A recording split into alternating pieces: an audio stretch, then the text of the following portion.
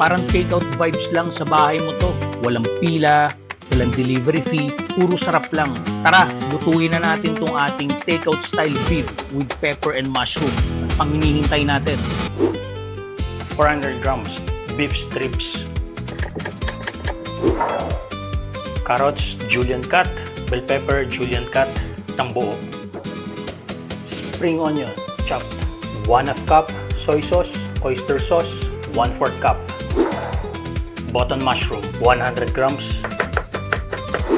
100 grams julienne cut round cabbage. Ang ating umami, salt, pepper, chili flakes, sugar, chicken powder, pinagsama-sama na natin. Garlic chopped, 1 buo, onion, 2 buo, sliced.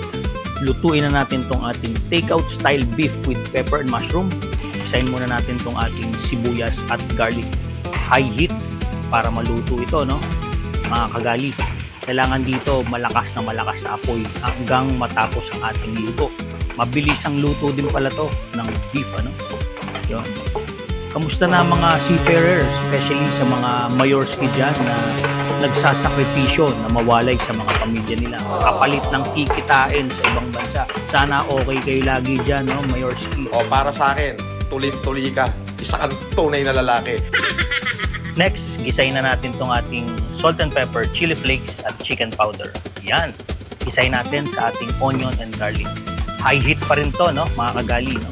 Hanggang sa matapos ang ating pagluluto. Galingan mo pa! Galingan mo pa po!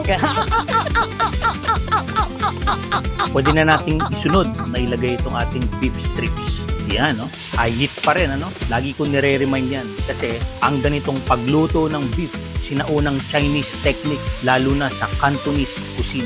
Mabilis, high heat, parang reply ng crush mo pag gusto ka din niya. Diba?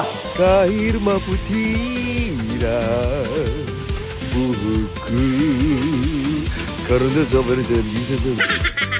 Kung mapapansin nyo to, no, yung beef natin nagtutubig, no? So ang gusto natin dito mag-evap yung tubig. So haluin natin ang haluin yan on high heat pa rin. Mekas mo na yan, instant! Alright, nakita nyo ngayon nawala na yung tubig. High heat pa rin to, no, mga kagali. Halu-haluin lang natin to. Oh my God! Nawala ako doon! Tornado! Tornado ba instant? Maya-maya lalagay na natin yung mga susunod na panimpla. Pwede na nating ilagay ang ating mixture na oyster sauce at toyo. Yan. Yan ang magpapalasa dito sa ating takeout style beef with pepper and mushroom. Alright, haluin lang natin to. Ganun pa rin mga kagali. High heat pa rin, no?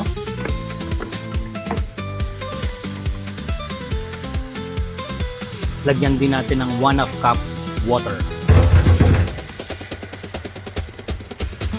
Next, pwede nating ilagay itong ating button mushroom. Alright. Almost 8 minutes na rin nating niluluto itong ating beef strips. Kapit na sa mixture. Ngayon, pwede nating ilagay itong carrots at bell pepper. Kayo mga kagali, anong diskarte nyo sa pagluto ng beef strips? Minamarinate nyo ba muna? Spicy ba? With broccoli ba? Please add your comment. And like, share, subscribe na rin, and always hit that notification bell para laging ready ang sikmura mo sa next episode. Nek mo! Tuwa ako! Lagay na natin tong last na sangkap, round cabbage. And siya nga pala, no? Very tender and soft ang pagkakaluto natin ng beef strips on high heat. Sana Take out style beef. Sa pandilig pa lang, social na. Pwedeng pang date night. Yun lang. Paano ka magyayaya ng date kung sa beef pa lang, ubos na agad yung budget mo? Isa lang kasi siguraduhin ko. Abo na pati buto nyo. Yung pera ko, hindi pa naamo. Gago! Alright? So ngayon, yung natitirang sesame seed at yung spring onion, last minute na natin ilalagay sa plating.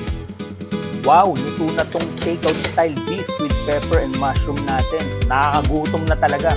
Ano pa bang susunod? Di kain ng blues na mga kagali. Dahil ang masarap na ulam, nagsisimula sa masayang kusina, haluan ng lambing at ihain ng buong pagmamahal.